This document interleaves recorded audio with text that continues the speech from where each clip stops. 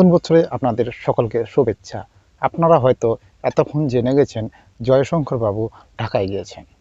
বদলে যাওয়ার সময়, বদলে যাওয়া হিসাব। দক্ষিণ এশিয়ার রাজনীতি এখন দ্রুত বদলাচ্ছে। বিশ্ব রাজনীতির চাপ বাড়ছে। আঞ্চলিক নিরাপত্তা প্রশ্নে নতুন হিসাব শুরু হয়েছে। এই প্রেক্ষাপটে বাংলাদেশ ভারতের কাছে শুধু প্রতিবেশী নয়, এটি এখন গুরুত্বপূর্ণ কৌশলগত রাষ্ট্র। বাংলাদেশের ভেতরের রাজনৈতিক অস্থিরতা সরাসরি ভারতের নিরাপত্তার সঙ্গে যুক্ত। সীমান্ত, উগ্রবাদ, বিচ্ছিন্নতাবাদ সবকিছু একে অপরের সঙ্গে জড়িত। এই প্রতিবেদনে বিশ্লেষণ করা হবে কেন ভারত ধীরে ধীরে ডক্টর মোহাম্মদ ইউনূসের চেয়ে তারেক রহমানকে বেশি গুরুত্ব দিচ্ছে। বাংলাদেশের রাজনৈতিক পরিস্থিতি এখন স্থির নয়। দীর্ঘদিন ক্ষমতা থাকা আওয়ামী লীগ সরকারের পতনের পর দেশে দেখা দিচ্ছে প্রশাসনিক দুর্বলতা, রাজনৈতিক নেতৃত্বের অভাব, রাজপথে নানান শক্তির সক্রিয়তা, উগ্র ও মৌলবাদী গোষ্ঠীর আশঙ্কাজনক তৎপরতা। এই সময় ডক্টর মোহাম্মদ ইউনূস সামনে আসেন। তিনি একজন নৈতিক ও সম্মানিত মুখ। অনেকের কাছে তিনি আশার প্রতীক। কিন্তু রাষ্ট্র পরিচালনা শুধু নৈতিকতার বিষয় নয়। এখানে ভারতের চিন্তা ভিন্ন পথে যায়।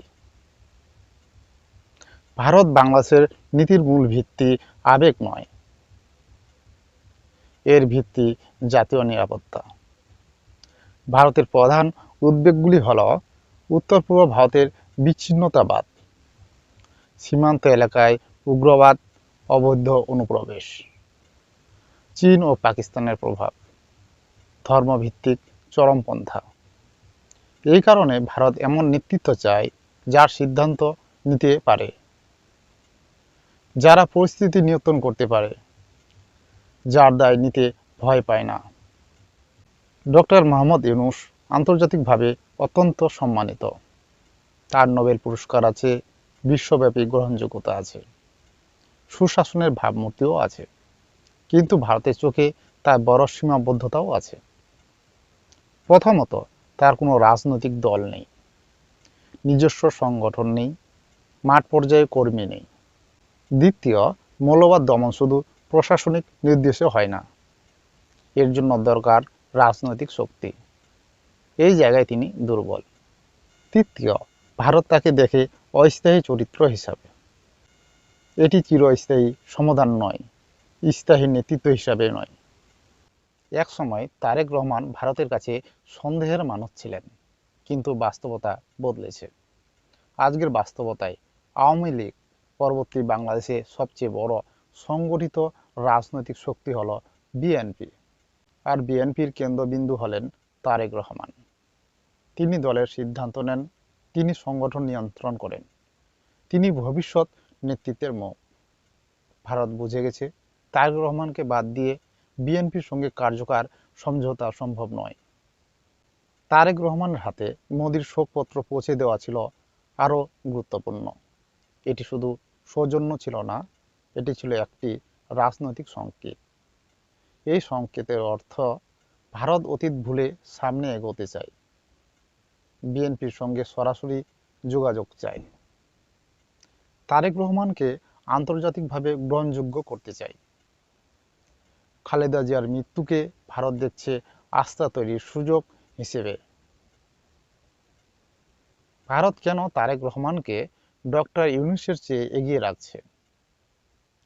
এই বিষয়ে ভারতের অবস্থান খুবই সোজা। ভারতের মূল প্রশ্ন একটাই, বাংলাদেশে বাস্তবে পরিস্থিতি কে সামলাতে পারবে?